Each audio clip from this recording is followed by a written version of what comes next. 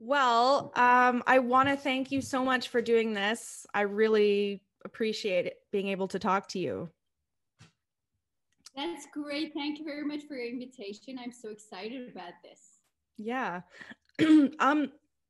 So I usually give a little introduction at the beginning of the episode, but I thought it would be great for you to introduce yourself the way you'd like to, just a bit about you and your work. Yeah, sure, no problem.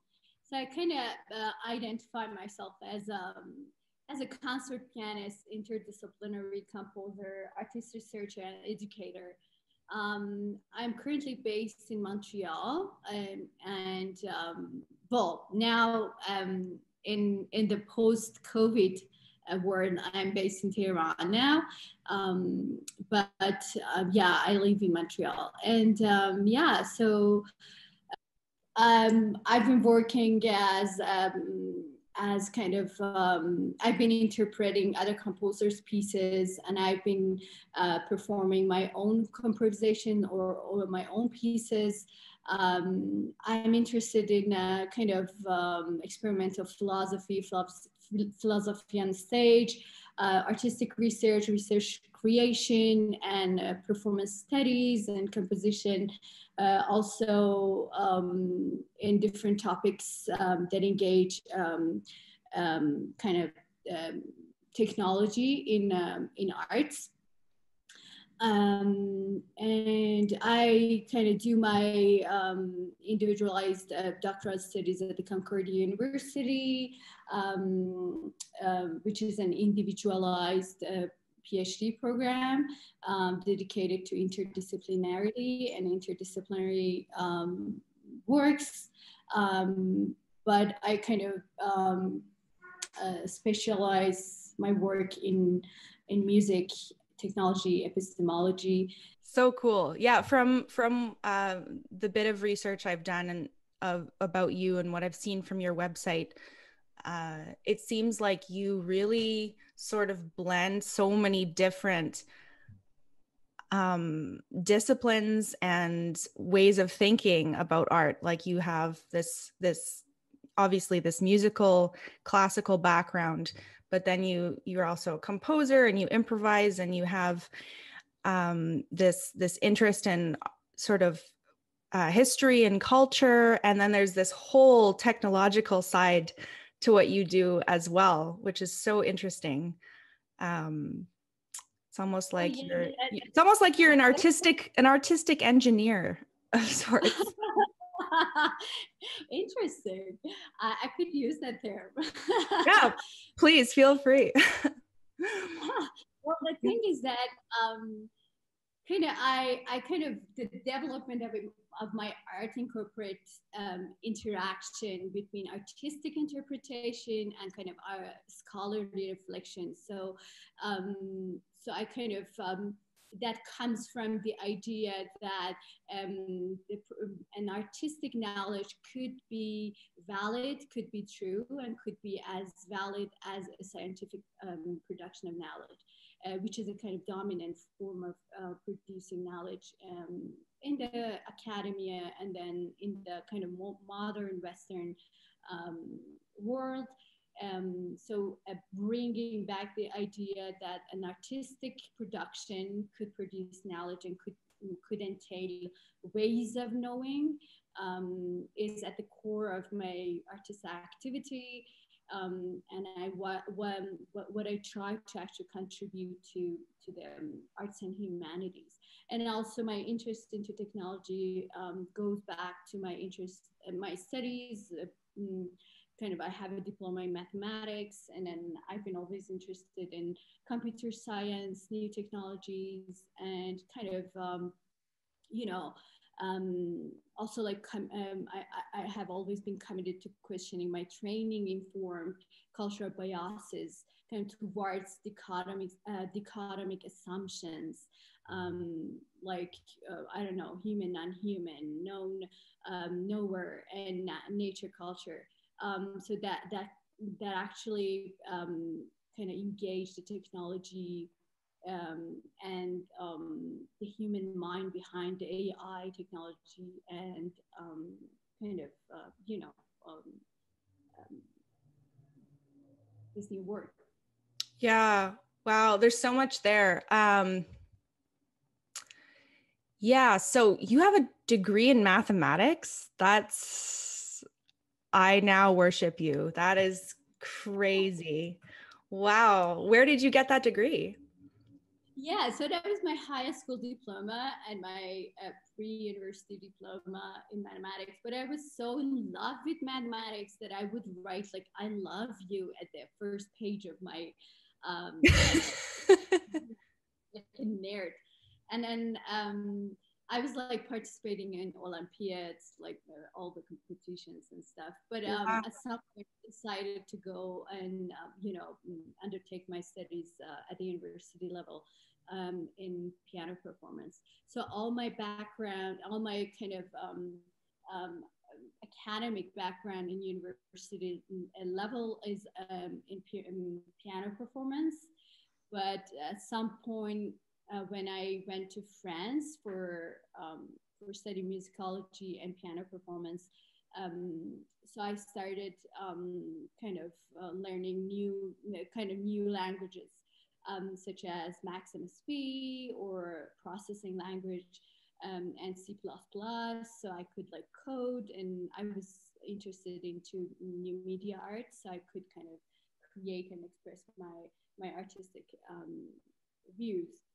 But at that point, still my identity as a composer, performer composer, was separated from my identity as a new media artist. Oh, okay. Can you explain that a bit more? Did you do new media art separate from your musical life? Not kind of separated, but my identity as a concert pianist and interdisciplinary composer was shaped right after I kind of finished my master's degree, and I kind of focused my master's degree on contemporary piano performance. But at that point, when I was thinking about undertaking my PhD studies, I was actually kind of connecting my new media art,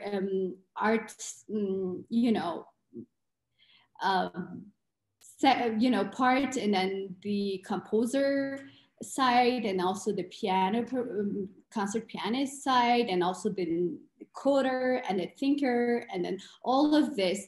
And I was like, kind of, this disciplinary boundary kind of wasn't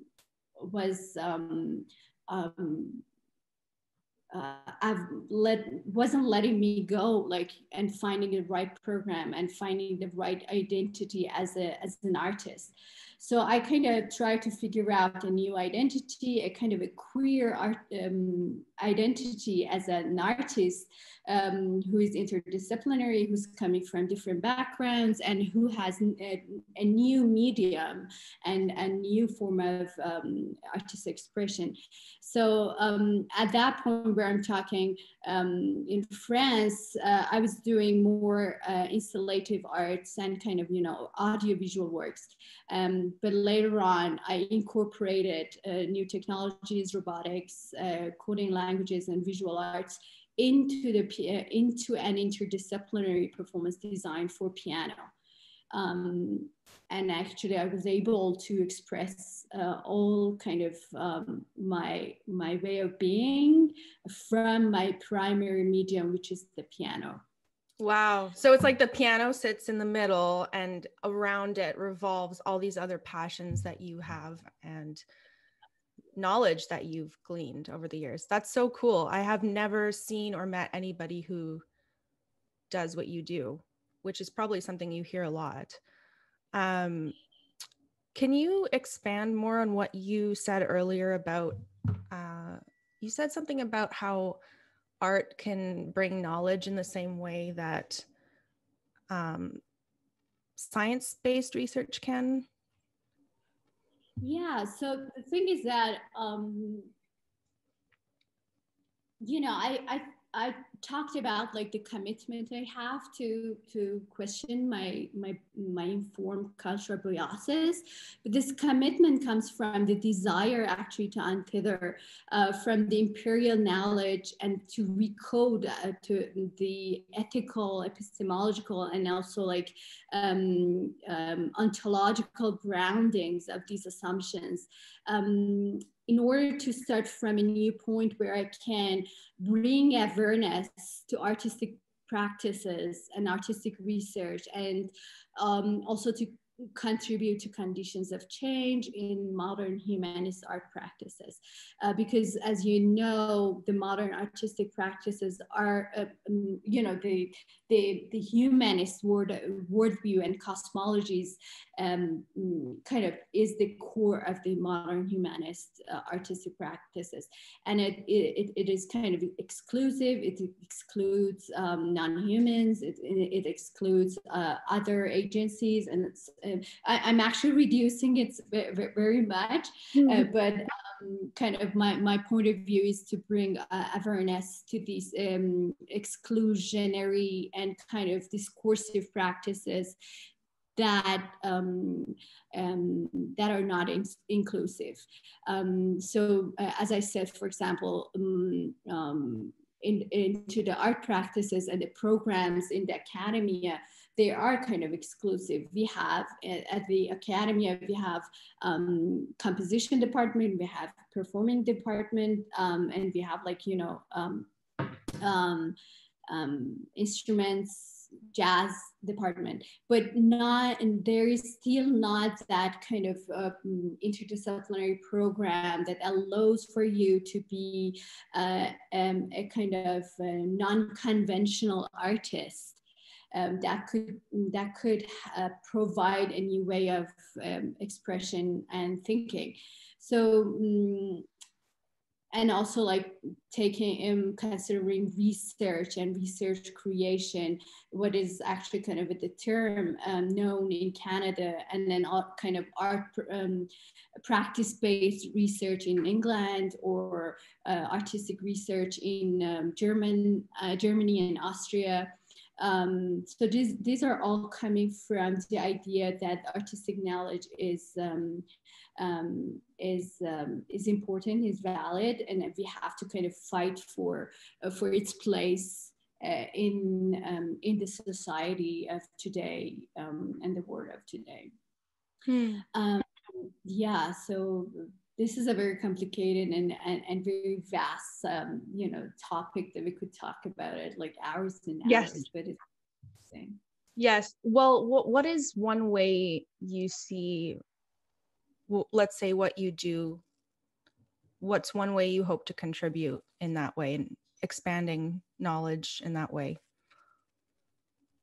So the way that I kind of try to contribute also into my project or recent project is also to that I explore the human machine relations in music, and also kind of try to say that this relationship, this human machine relationship, this human non-human relationship could kind of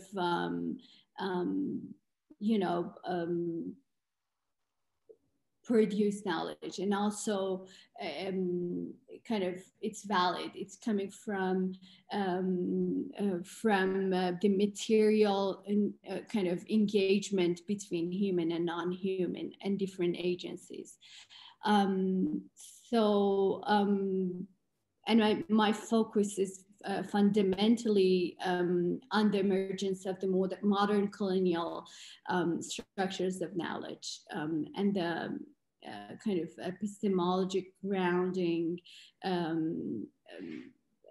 that is implicated in the westernized academia and way of thinking. Mm-hmm.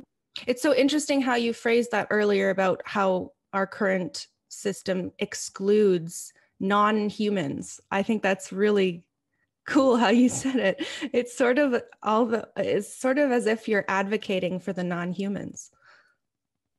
Yeah, yeah, I am. That's so cool. I sometimes call myself like post slash humanist thinker, but I also like criticize a lot the post slash humanism from different sides of view. But I do agree on some points on that discourse because of its post-dualistic and because of its kind of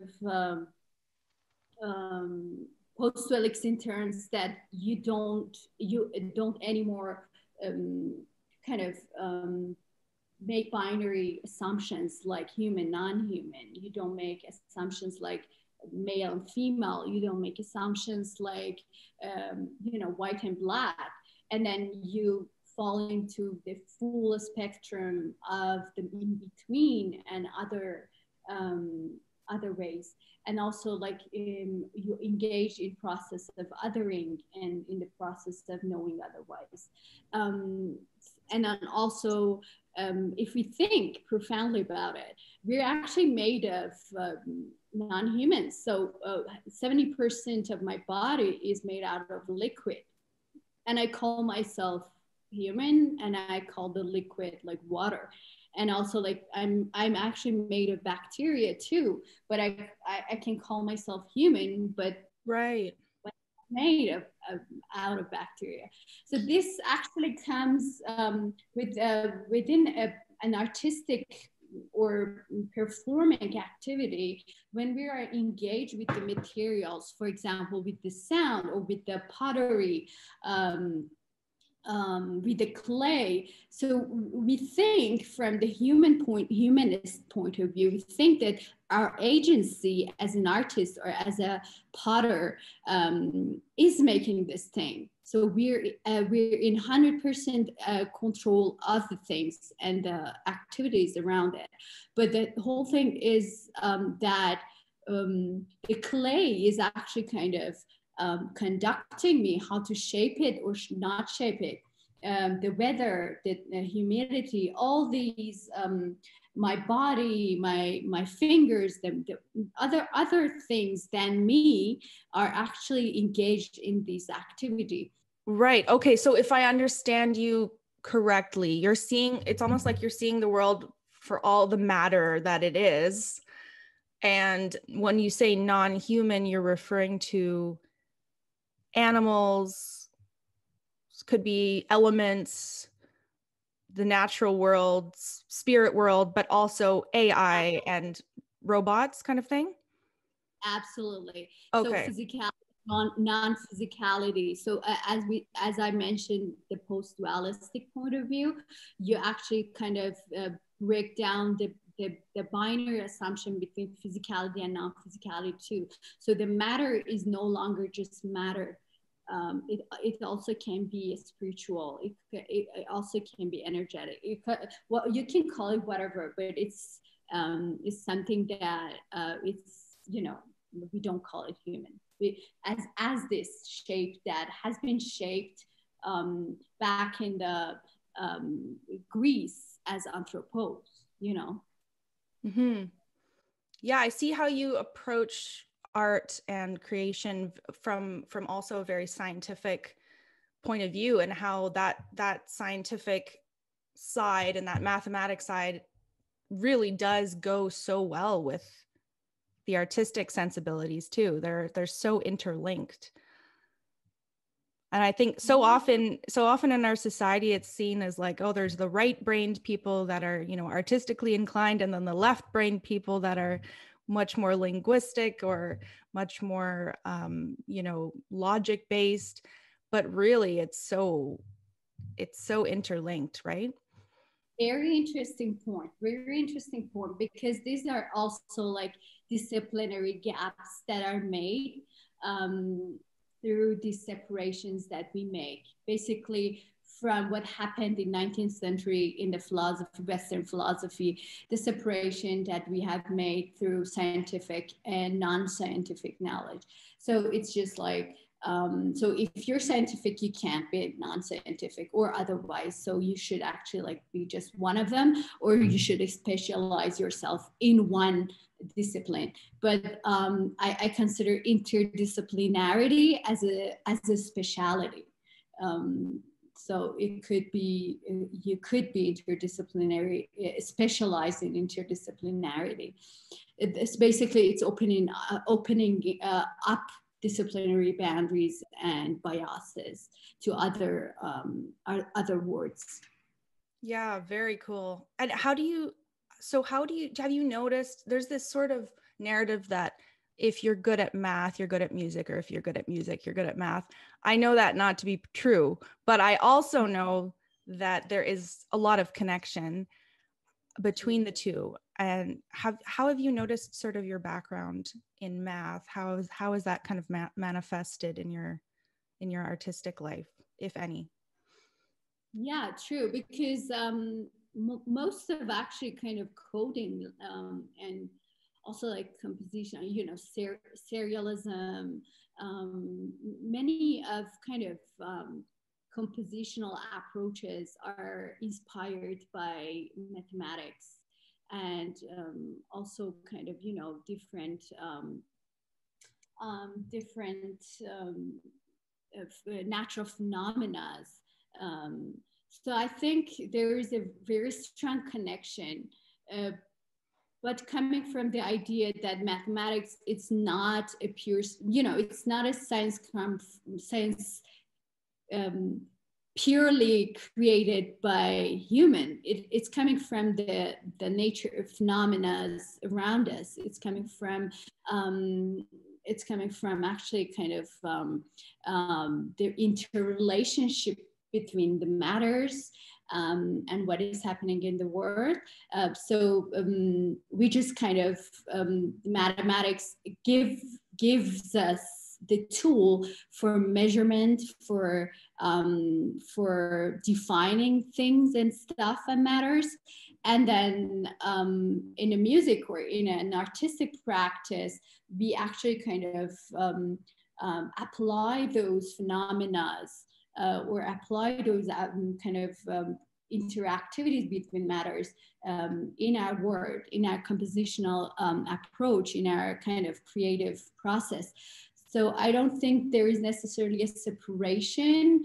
And then I also have a lot of trouble when people like kind of divide art and science, art and technology. I'm like, no, there is no separation. No. They come, because I mean, everything is science, like everything, like the way when we're playing the instrument, the vibrations you're creating when you strike the keys, so cool. So, okay, can you tell me more about the robotics that you've done? Because that is super awesome. I'd love to hear about that. This is funny because, whenever I perform or just bring or install my robots on a piano, like before the performance, like people around, like specifically like sound technicians coming to check, sound check and stuff, they're like, did you make them? Does anyone help you? Like, are these your creation? Like, they're like, I can't believe like a woman can't do this. And oh like, God, what? you must be so sick of those questions. Did anyone help you? Oh, that would make me so mad. Sure. Did your boyfriend help you? Like make the Have you really gotten that? Yeah. Oh my goodness. That's the craziest thing. That. Okay. So that's where I actually decided to dedicate some of my research and writings and projects into the relationship between technology and feminism. Oh, wow. Interesting. I kind of started like undertaking various research projects related to technology, identity, gender, and possible futures kind of in last few years. And then in a kind of recent project that I had, I took a look at gendering in design by kind of detailing how gender norms have been ingrained in the engineering and design processes that create most of our software and everyday kind of tools in ways that are not noticed. So I believe that it's important to decenter kind of and deterritorialize from the white masculine gaze that is, of the canon of the technology and art, and to implicate kind of processes as of othering, as I mentioned, into education, and then also to recognize the episteme and the knowledge and the performance of the body materiality of the people, specifically women of color. People and women of color. In my first project, which I call a series of comprovisations for piano plus and robotic devices, I created a series of robots that kind of I control from my cell phone in real time, and I improvise with them. And they are basically tools for reproducing extended piano techniques in the piano. So extended piano techniques are actually, for those who don't know, they are contemporary piano performance techniques that are questioning cultural and historical aspects of the piano, and they try to kind of contribute and add to the vocabulary of a classical conventional piano. So basically that was very interesting because I had to design them. I had to reflect on how to put them on the piano, how to code them, how to control them. Very interesting process. And I was interested more in the process of creation of it than the outcome of it. So the other project that I recently made is the project that it was commissioned by the Aga Khan Museum in Toronto. Yes, this is the one you sent me. Yeah. Yes, dissolving into the pluriverse. Yes. Yeah, yes, I did watch it. It was unbelievable. Really. Oh, serious? Oh, yeah. Nay. But so basically, this is an interdisciplinary performance design with a focus on sonic narratives of local histories, various rhetorics, and memories in traditional Iranian artisan culture. So I try to actually kind of experiment with matters and sounds that have partly formed my individuality and cosmology since my childhood. And I use actually kind of ancient indigenous technologies and engineering of making live sneeze and bring them into a sonic scenario and set up and kind of I try to think through them, I think, and make art with them. So basically I took different technologies, indigenous and ancient technologies, and I kind of transformed them. I robotized and automatized them, and I made sound out of them and made an interdisciplinary composition. Very cool. Okay, so anyone who's listening should definitely check this out because it's pretty impossible to sort of convey what it looks like verbally. I think it's so cool. You're really melding so many different things together. Like you've got the textile aspect, both of the graphic score, but also the materials and sounds that you're working with for the sound component. And then the video portion too is so interesting. Just it in of itself, like the light and what you're wearing. And it has this sort of eerie quality to it, but it's so beautiful. It's really quite fascinating. Thank you. Yeah, so I had the opportunity to actually kind of sound field recording in bazaars and in different places in Iran while I was here. So and then also I made a lot of research, field research, to find the actual objects that they were used, that people used to make to use for making rocks or different weaving culture. So I found it was very interesting process for me, and then also to think about how to produce sound, how to automatize them, so I could interact with them in real time, and then also the most challenging part was the piano side, because I kind of tried to install the whole kind of weaving machine over the piano, and it was very challenging. It took me a few months, and finding the ancient mechanism, and then which sound was interesting, how I could kind of work with that. It was really interesting. Wow. So when were you first approached about this project, and then when was it opened? The exhibition. To be honest, I've been thinking about this like for a few months before receiving this commission. So I took it as an opportunity to kind of realize that. So it wasn't kind of something really like new to me, but it was very interesting for me because it was coming from the Oriental background, and I was in Iran. I thought, if I don't, dig into the Iranian culture, it's not possible. I should do that. I should do field research. I should do like sound field research, recording. I should like dig into the indigenous culture, and also like technology, and bring that mindset of like criticizing technology, because I look at technology I criticize the systems of cultural dominations, and the emergence of dominant technology in handcrafts, and the ways in which the technology itself actually becomes a way of ordering and structuring.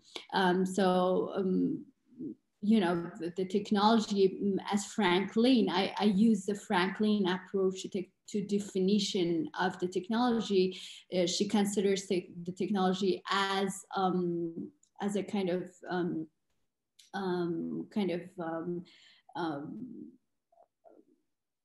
form of being, form of structuring, and not as a kind of a technology, gadget. So this is shaping us, this is forming us, and this is defining us as human being.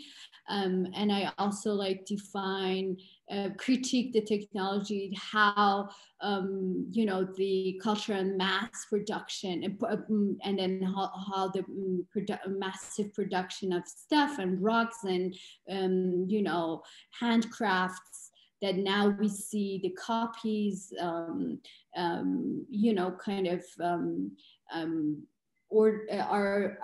ways of ordering indigenous cultures and Asian cultures, and then they no longer have access to the economic, and they no longer have access to the copyright, or their way of kind of self-expression, as the capitalist and kind of corporative systems are using technology to reproduce these art crafts. Kind of the minority point of view is recognized in the colonial matrix. So it's not relativism or kind of multiculturalism, but it's just kind of that this should come up, like, this way of being and knowledge of the indigenous and Asian words should be recognized in comparison to the colonizers. There's this sort of nostalgic quality too, right? Because a lot of these arts are disappearing with the rise of revolution and technology and machines.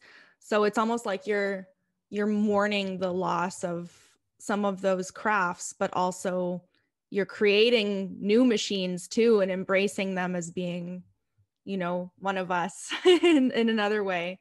So it's cool how you kind of, it travels between past and present, future. That was actually the initial, the core of this, to say, actually, like, to bring back the activities and art crafts that are actually kind of disappearing within time, and then kind of to incorporate the technology into them and bringing back to a kind of artistic scene. Right. So tell me more about the hyper instruments, because that's sort of the robotic component to this, right? You actually recreated looms and other machines. Is that right? Yes. Okay, so they could have worked as looms, like you actually built a loom, or was it sort of like a loom inspired instrument?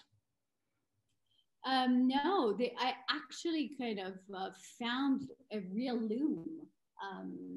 As I say, in some small town up on Tehran. So I was like searching and I like asking, everybody to like suggest me where I can find an actual loom, but not the kind of new and technological looms because I was criticizing them.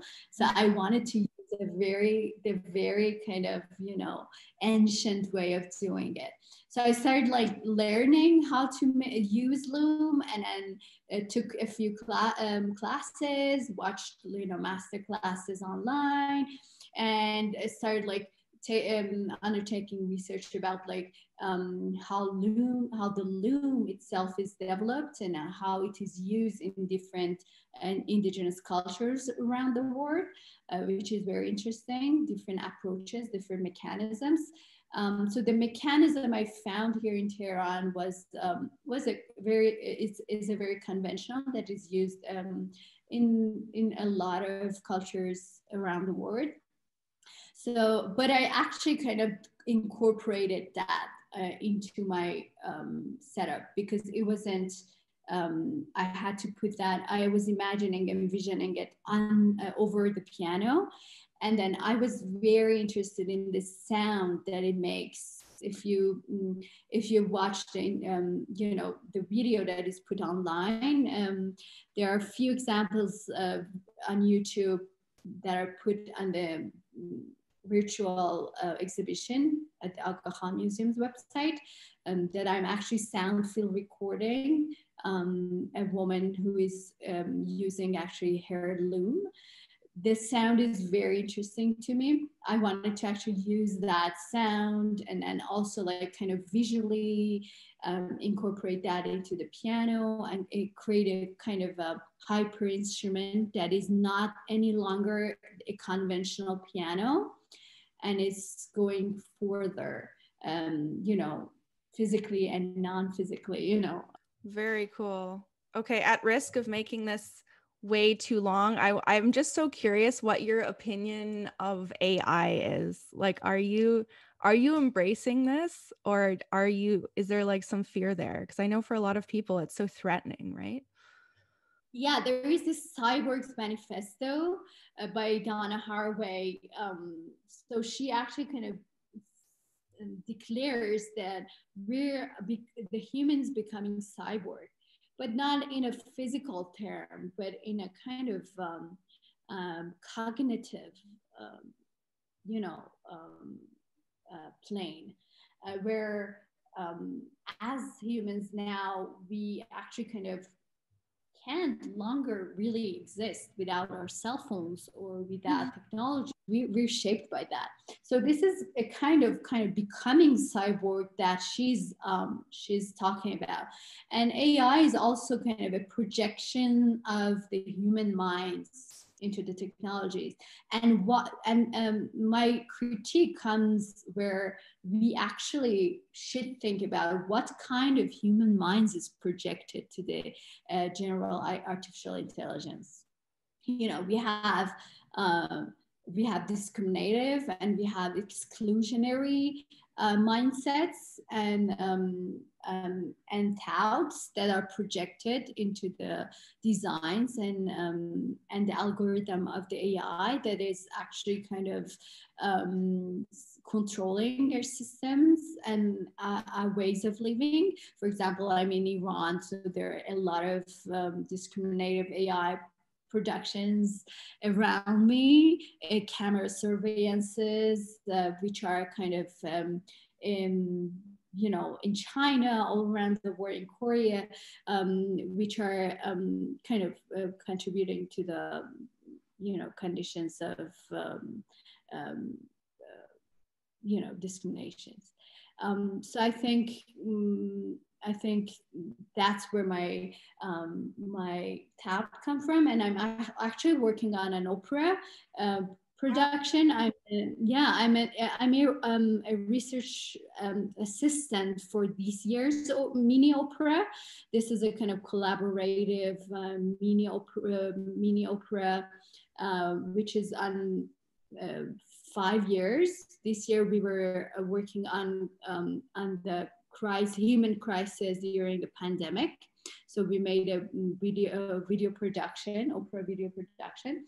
I was serving as research assistant, but for the next year's opera, I'm the composer. And the theme of the next year's opera is artificial intelligence, international law, and human rights. Wow. So yeah, so I'm actually, I know, it's huge. Wow. Don't get to that. Yeah, it's crazy, but it's very exciting too. That's so cool. Congrats. Thank you. Thank you. Well, thank you so much for joining me. It's been a pleasure talking to you. Absolutely. The pleasure is mine. I'm so excited. Thank you for your time and consideration. Of course. Yeah, let's reconnect soon. Absolutely. That was so lovely.